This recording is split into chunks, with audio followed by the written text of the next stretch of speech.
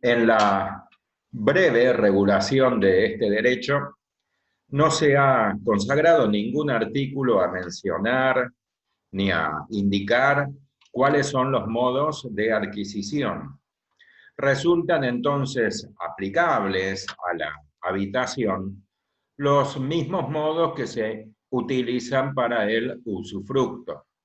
Esto siempre en virtud de la doble remisión.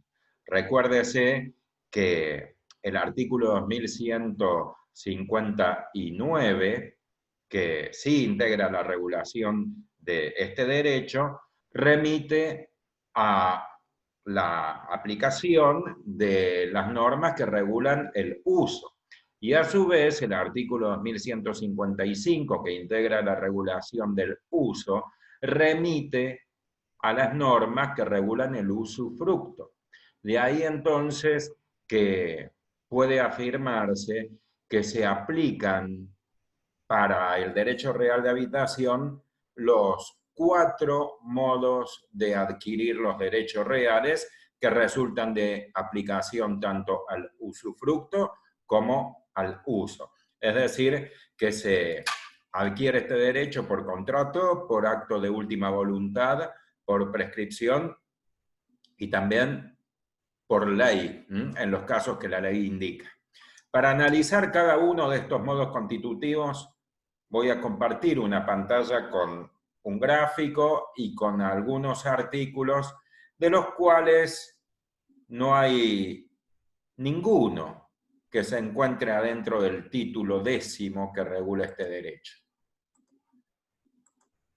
Como se observa entonces en la parte superior de la pantalla, se indica que los modos para adquirir la habitación son el contrato, el acto de última voluntad, la prescripción y la ley. Y luego se analizan los cuatro modos de adquisición. En primer lugar, hay que tener en cuenta que cuando se alude al contrato, claramente se hace referencia a la aplicación de la teoría del título suficiente más el modo suficiente, consagrada en el artículo 1892. Es decir, que por contrato debe entenderse el otorgamiento del acto jurídico del título y luego debe seguirse de la entrega del objeto, es decir, la tradición. Hay que analizar entonces los requisitos que debe cumplirse para que el contrato tenga validez de título suficiente, que a su vez se reproducen o se repiten cuando debe cumplirse con el segundo paso, es decir, con la tradición. Los requisitos son tres: capacidad, legitimación y el requisito de forma, porque la capacidad y la legitimación, los dos primeros, son los requisitos de fondo. Entonces, el primer requisito, la capacidad, para establecerlo debe tenerse en cuenta que la constitución de este derecho, la constitución del derecho real de habitación, configura un acto de administración, porque el objeto no egresa del patrimonio del constituyente. Y por lo tanto, la capacidad que se requiere es la capacidad para administrar. Recuérdese que hay tres categorías cuando se analiza la capacidad. Existen personas plenamente capaces que administran y disponen. Personas con capacidad restringida que en líneas generales administran pero no disponen. Y personas incapaces que no administran ni disponen, sino es mediante la intervención o la asistencia de un curador, eventualmente de un juez. Entonces, como en su naturaleza la constitución de este derecho real configura un acto de administración, se llega a la conclusión lógica que quienes pueden constituir derecho de habitación son los sujetos plenamente capaces y también los sujetos con capacidad restringida. Quienes no pueden constituir habitación son los incapaces, sujetos que no administran ni disponen. Luego debe analizarse el segundo requisito de fondo, es decir, la legitimación. Y la legitimación, en principio, se desprende siempre de la aplicación del principio nemo plus iuris, consagrado legislativamente en el artículo 399, y que indica que los derechos reales se constituyen desde el derecho de mayor jerarquía hacia el derecho de menor jerarquía, es decir, siguiendo el orden consagrado en el artículo 1887. Con lo cual, en ese orden se observa que el derecho de habitación está ubicado en 10º lugar. Y si se aplica este principio, se llega a la conclusión, así a grandes rasgos, a una primera impresión, que los derechos que están ubicados por encima son los que pueden constituir habitación, es decir, 9 derechos reales. Pero cuando se hace un análisis un poco más meticuloso, se observa que en rigor de verdad son 8 los derechos reales legitimados para constituir habitación, que son los 7 derechos reales sobre cosa propia más el usufructo. El uso, es decir, el 9º derecho real que está inmediatamente encima de la habitación, es un derecho que no faculta al titular para constituir otros derechos reales. Y como la habitación es un derecho real, entonces no está legitimado para constituir habitación, como se dijo, ni ningún otro derecho reales. En definitiva, surge del artículo 2131 más el artículo 2142, más el artículo 2156, que los legitimados para constituir habitación son los titulares de 8 derechos reales. Estos son los 7 derechos sobre cosa propia, más el usufructuario. Véase en primer lugar el artículo 2131, dispone que están legitimados para constituir usufructo el titular de los 7 derechos reales sobre cosa propia. Se menciona solamente 4, porque saluda el titular de dominio, condominio, propiedad horizontal y superficie. Pero recuérdese que a los 3 derechos reales que no se mencionan, es decir, el conjunto inmobiliario, el tiempo compartido y el cementerio privado, se les aplica la normativa de propiedad horizontal, con lo cual están comprendidos entre los legitimados para constituir usufructo. Y por la doble remisión se aplican también al uso y también a la habitación. Luego hay que sumar el propio usufructo.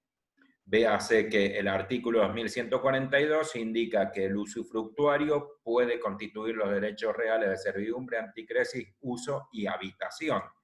Con lo cual, repito, ya se mencionaron los 8 derechos reales legitimados, es decir, los 7 sobre cosa propia más el usufructo.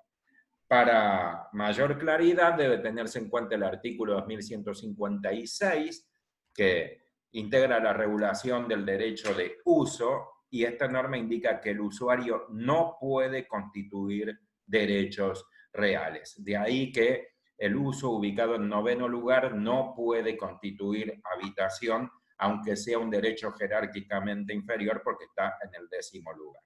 Como se dijo entonces, en definitiva, y para terminar, los titulares de 7 derechos reales sobre cosa propia, más el usufructuario, pueden constituir derecho de habitación. Y en cuanto a la forma, debe tenerse en cuenta que el derecho de habitación recae necesariamente sobre un inmueble. Por lo tanto, no existe la posibilidad de constituir derecho de habitación de otra forma que no sea mediante la escritura pública. Recuérdese que el artículo 1017 indica que deben otorgarse por escritura pública los contratos que tienen por objeto la constitución de derechos reales sobre inmuebles.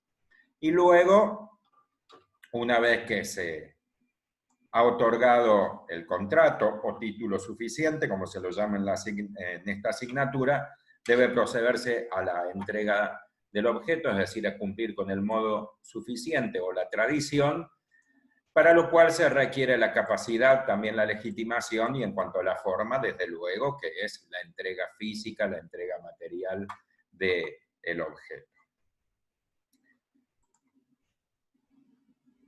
Debe tenerse en cuenta también que para la constitución de este derecho, ¿sí?, del derecho que se conoce como habitación, puede acudirse a las tres modalidades que se indican en el artículo 2134 y que se refiere al usufructo, y que consiste en la posibilidad de desmembrar el derecho del constituyente. Siempre se pone como ejemplo el dominio, pero ahora ya sabemos que no únicamente puede ser titular de dominio, sino titular de los 8 derechos reales que están legitimados.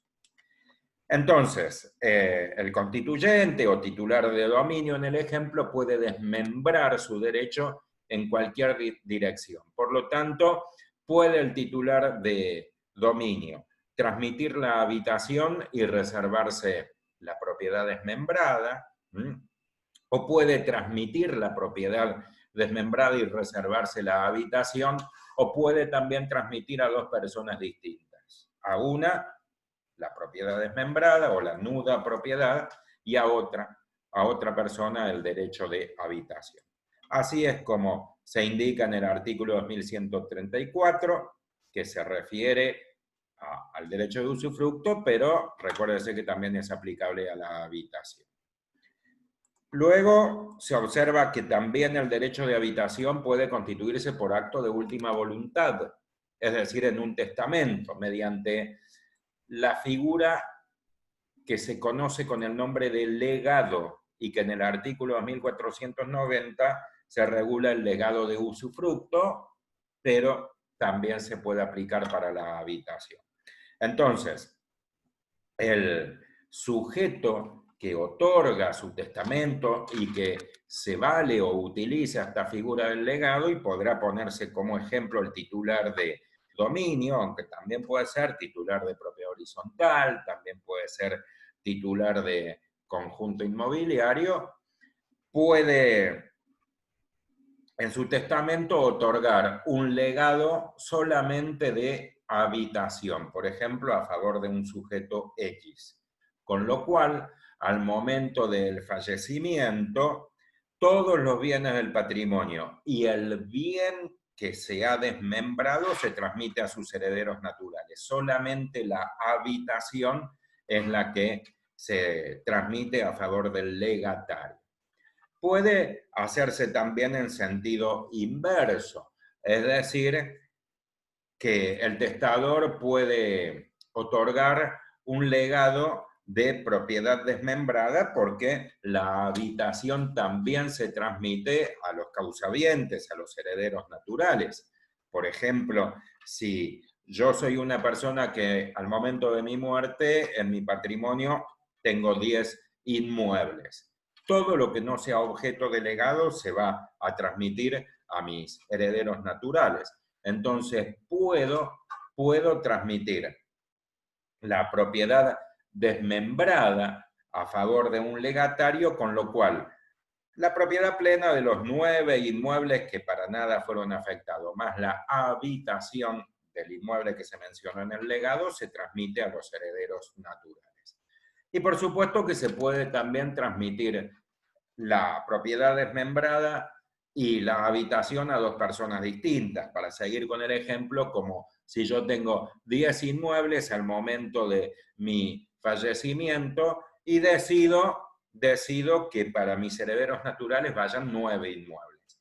Y a uno decido afectarlo a un legado, pero el legado lo otorgo a favor de dos personas distintas. A uno la nuda propiedad o dominio desmembrado, y a otro el derecho de habitación, sea por un plazo, sea vitalicio, o por el tiempo que disponga el legatario, que soy yo en el ejemplo. En estos casos, obviamente, el derecho se constituye una vez que se produce la muerte del testador. También la habitación se adquiere por la prescripción adquisitiva, definida en el artículo 1897 y regulada en los artículos que siguen hasta el artículo 1905. Va de suyo que por tratarse de un derecho real exclusivamente inmobiliario, la prescripción que se aplica es la prescripción de inmuebles, con lo cual la habitación puede adquirirse mediante la posesión con mala fe sostenida durante 20 años. Por ejemplo, si yo soy el propietario y constituyo derecho de habitación a favor de un sujeto X, obviamente sobre un inmueble, pero este sujeto X se desentiende de su derecho, abandona fácticamente el inmueble, actúa de manera desaprensiva y viene otra persona, por ejemplo, un sujeto y se comporta como habitador en lugar del habitador originario a favor a quien constituye. Y póngase por caso que la habitación era por un plazo de 40 años. En esa hipótesis, cuando transcurren 20 años que este sujeto I se comportó como si hubiese sido el habitador y el habitador originario, el sujeto X, se comportó de manera desaprensiva, entonces el sujeto I adquiere el derecho real de habitación en detrimento del habitador originario, es decir, por los 20 años que faltan. Es un caso poco probable en la práctica, muy de laboratorio, pero surge de la normativa legal. Y sí es posible y también probable, con mayor probabilidad, que se aplique la prescripción breve, como si yo soy el titular de dominio de un inmueble o de propiedad horizontal de un departamento, pero carezco de capacidad porque soy demente, soy incapaz. Pero si mi incapacidad no es notoria y otorgo la escritura, por ejemplo, a favor de una persona y en virtud de esa escritura lo constituyo en habitador vitalicio, este sujeto no adquiere el derecho real por la unión de título suficiente y modo suficiente porque ese contrato no puede considerarse título suficiente, es un acto jurídico nulo porque falta la capacidad en el otorgante, que soy yo, falta el primer requisito de fondo. Pero si con ese justo título, es decir, escritura otorgada por el incapaz, la buena fe porque desconoce mi falta de capacidad y la posesión continuada durante 10 años, se cumple este plazo, bueno, se adquiere definitivamente el derecho de habitación por prescripción breve y por lo tanto sí será habitador legítimo, habitador regular, porque ya la figura de la prescripción adquisitiva se tornó precisamente el modo operativo de adquisición del derecho real y por lo tanto este poseedor se convirtió en habitador de manera vitalicia. Y por último, hay que tener en cuenta que el derecho real de habitación también puede adquirirse por ley. El primer caso de habitación de fuente legal deriva del artículo 1894, que en su parte final indica que se adquieren por mero efecto de la ley los derechos de los adquirentes y subadquirentes de buena fe. Tratándose de un derecho real que tiene por objeto inmuebles, esta remisión tan genérica de adquirentes y subadquirentes de buena fe alude al artículo 392, que indica que los derechos reales que se adquieren sobre un inmueble, aunque la persona que los transmite o constituye carezca de legitimación, se consideran válidos, se consideran constituidos ya por fuerza legal, cuando el transmitente había adquirido su derecho en virtud de un acto nulo y a su vez el adquirente, en este caso el habitador, es de buena fe y además por título oneroso. Significa esto a grandes rasgos y con el ejemplo que si yo adquiero un inmueble a una persona que es incapaz, no voy a ser titular de dominio porque carezco de el título suficiente.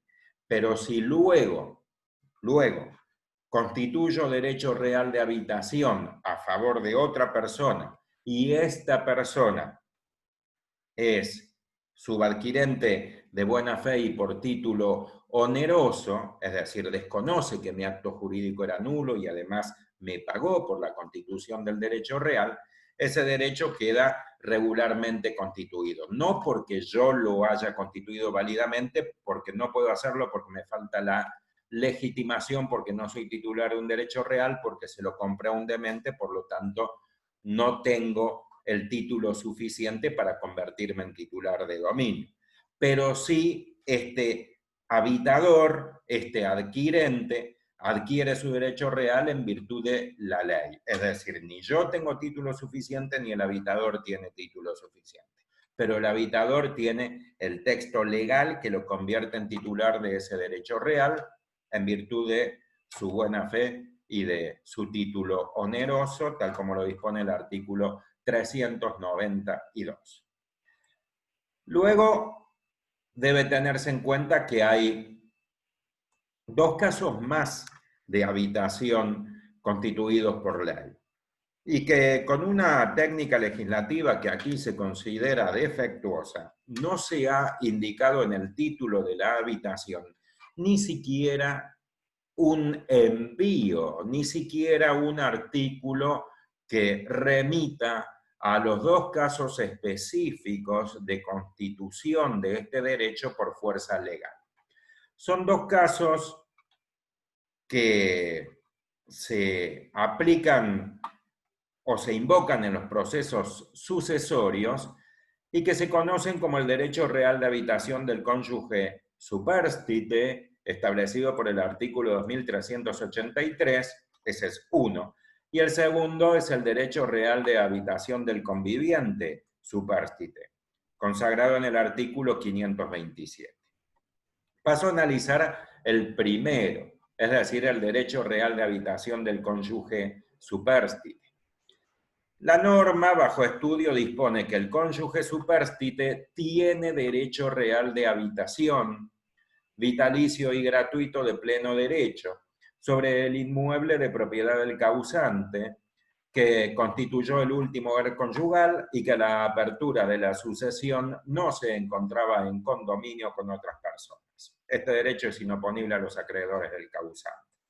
Véase que claramente el texto legal constituye el derecho real de habitación por dos aspectos. Se arriba a esta conclusión. Primero, por el tiempo presente, porque el texto legal indica que tiene derecho real de habitación.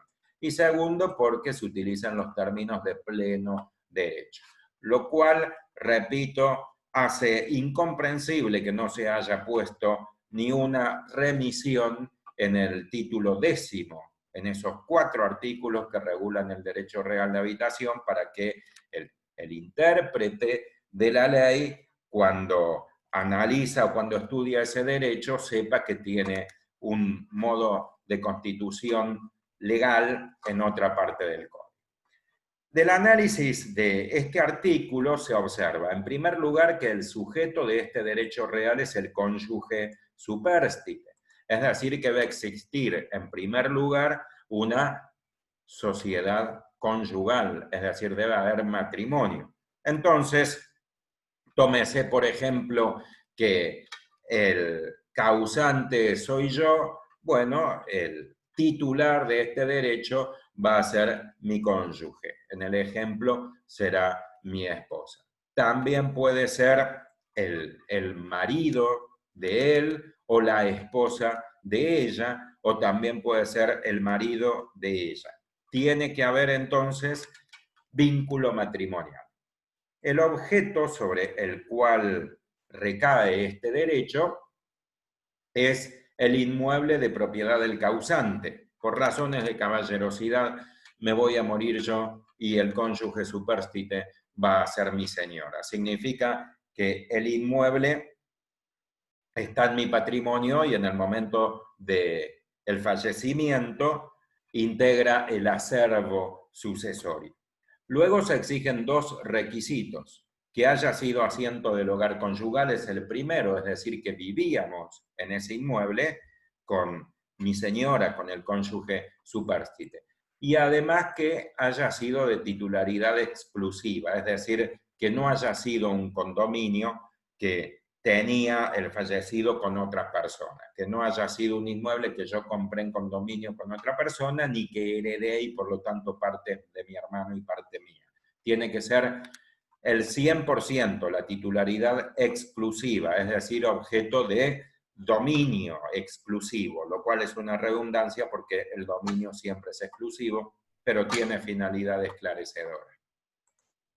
Y finalmente se indican en la norma también los caracteres, es decir, que es un derecho real vitalicio, significa esto que se va a extender mientras el titular, el cónyuge supérstite, en el ejemplo mi esposa, esté con vida. Además es gratuito, es decir, que no debe pagar a los otros titulares, es decir, los coherederos. Es decir, en el ejemplo puede ser mi hijo. Y además que es inoponible el derecho a los acreedores del causante. Es decir, que si el fallecido, que en el ejemplo soy yo, tenía acreedores, estos se van a cobrar con el acervo sucesorio, porque es el patrimonio del causante, y pueden ejecutar ese bien como si no hubiese derecho real de habitación, es decir, lo ejecutan libre de todo gravamen, porque el derecho le es inoponible. Véase entonces cómo se han destacado con los colores en el texto legal tanto el sujeto como el objeto, como los requisitos, como los caracteres, ¿sí? Siguiendo el color. Entonces, en el texto se indica que el cónyuge supérstite, que está en amarillo, es el sujeto, luego en verde, el objeto, que es el inmueble de propiedad del causante, luego los dos requisitos, que haya sido asiento del último hogar conyugal y que sea de titularidad exclusiva del fallecido, se indica en la parte destacada con celeste, y finalmente, con este color violeta o lila, se indican los tres caracteres, es decir, que es vitalicio, gratuito y que es inoponible a los acreedores del causante. Está clarísimo que la finalidad de este derecho real es proveer de una vivienda al cónyuge supérstite, en el ejemplo, a la viuda. Esto es así porque hay que tener en cuenta que el régimen sucesorio divide el patrimonio de un fallecido entre los coherederos. Supongamos en el ejemplo, para que se entienda la finalidad de este derecho real, que yo soy el titular, soy el fallecido. El inmueble de mi propiedad, ahora que integra el acervo hereditario, se divide entre mi señora y mi hijo. Es decir, ese inmueble es 50% para cada uno. Pero además de esa división del derecho real sobre cosas propias, es decir, del derecho de propiedad, también se constituye derecho real de habitación vitalicio y gratuito sobre la parte del coheredero, en el ejemplo, sobre la parte de mi hijo, a favor del cónyuge supérstite, en el ejemplo, mi señora. Es decir, que esa casa, esa vivienda que tenía en mi patrimonio y que se transmite, que ahora es 50% de mi señora y 50% de mi hijo, para que mi señora no quede desamparada, para que en la hipótesis que mi hijo pretenda vender su parte o pretenda pedir la división, no prive de una vivienda a su madre, es decir, a mi señora en el ejemplo, es que el derecho real de habitación se constituye por imperio legal. Es decir,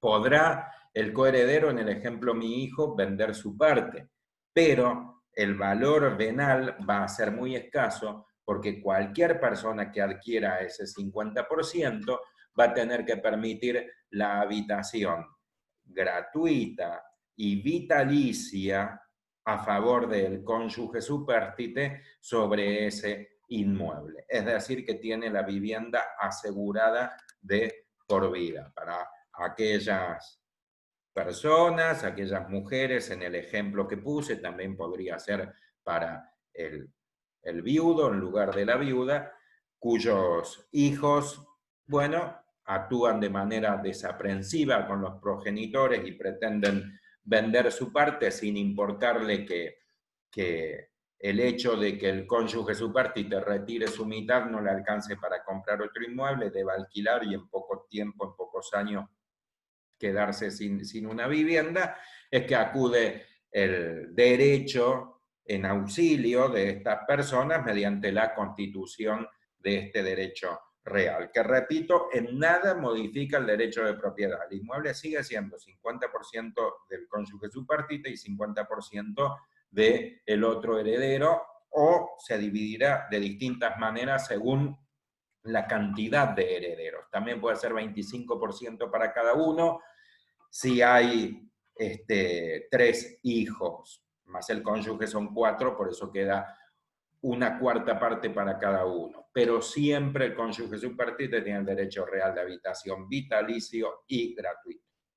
Y con una finalidad muy, muy semejante, se ha consagrado en el Código vigente el derecho real de habitación del conviviente supérstite. Es decir, que se aplica para los casos en los cuales no existe el vínculo matrimonial que da origen a la sociedad conyugal, pero sí existe el régimen de unión convivencial. Léase el texto del artículo 527 e indica lo siguiente: atribución de la vivienda en caso de muerte de uno de los convivientes. El conviviente supérstite, ahí menciona al sujeto, es decir, al titular, destacado en amarillo, que carece de vivienda propia habitable o de bienes suficientes que aseguren el acceso a esta. Acá se mencionan 2 de los requisitos, que es carencia de vivienda propia y carencia de bienes suficientes, puede invocar el derecho real de habitación. Nótese que claramente no hay lugar a dudas que es otro caso de derecho real de habitación, porque está dicho en el texto legal con términos claros y positivos, lo cual nuevamente hace incomprensible que en el título 10º no se haya consagrado ni siquiera una remisión a esta norma. Sigo. Luego se mencionan algunos caracteres, porque se indica que ese derecho real de habitación es gratuito y por un plazo máximo de 2 años sobre el inmueble de propiedad del causante. Con verde se destaca el objeto. Luego se mencionan 2 requisitos más, porque se establece que debe haber constituido el último hogar familiar y que no se encontraba en condominio con otras personas. Por eso es que los 2 últimos requisitos son que el inmueble haya sido objeto del último hogar familiar y de titularidad exclusiva, esto es objeto de dominio o, por oposición, no de condominio. Finalmente, y a diferencia del caso anterior, se consagran 4 causales de extinción que deben producirse, por supuesto, antes de los 2 años, porque a los 2 años se extingue siempre, por ser el plazo máximo. Pero si en ese transcurso el titular, es decir, el conviviente supérstite, forma nueva unión convivencial, contrae matrimonio, adquiere una vivienda propia habitable o adquiere bienes suficientes para acceder a la vivienda propia habitable, esas causales dan lugar a la extinción de este derecho real. Como se observa, son casos muy similares. Una diferencia está en la duración, porque el derecho de habitación a favor del cónyuge supérstite es vitalicio, además de gratuito, mientras que el derecho real de habitación a favor del conviviente supérstite es de 2 años, además de gratuito. La otra característica, que es inoponible a los acreedores, es una característica común, es una característica compartida. Luego se observa que para la constitución de este derecho real se consagra el requisito de necesidad, es decir, que si los necesita se constituye, si no lo necesita no se constituye.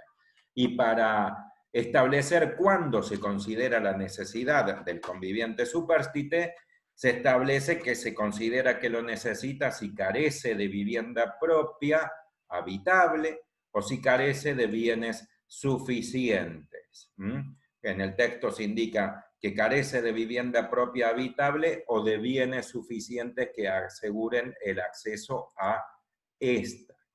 Se plantea o se ha planteado si el conviviente que gana lo suficiente para alquilar una vivienda debe considerarse titular de este derecho real o no. Se considera aquí que sí está comprendido dentro de los titulares, que cumple con los requisitos, porque cuando se utiliza el acceso a esta, se alude a la vivienda propia habitable. Es decir, por gramática y por semántica, cuando se utiliza el vocablo esta, como este, ese, aquel, se alude en el texto a la descripción que antecede. Entonces se alude a la vivienda propia. Por ende, si carece de vivienda propia, cumple con los requisitos para la constitución de este derecho real por imperio de la ley, aunque tenga ingresos suficientes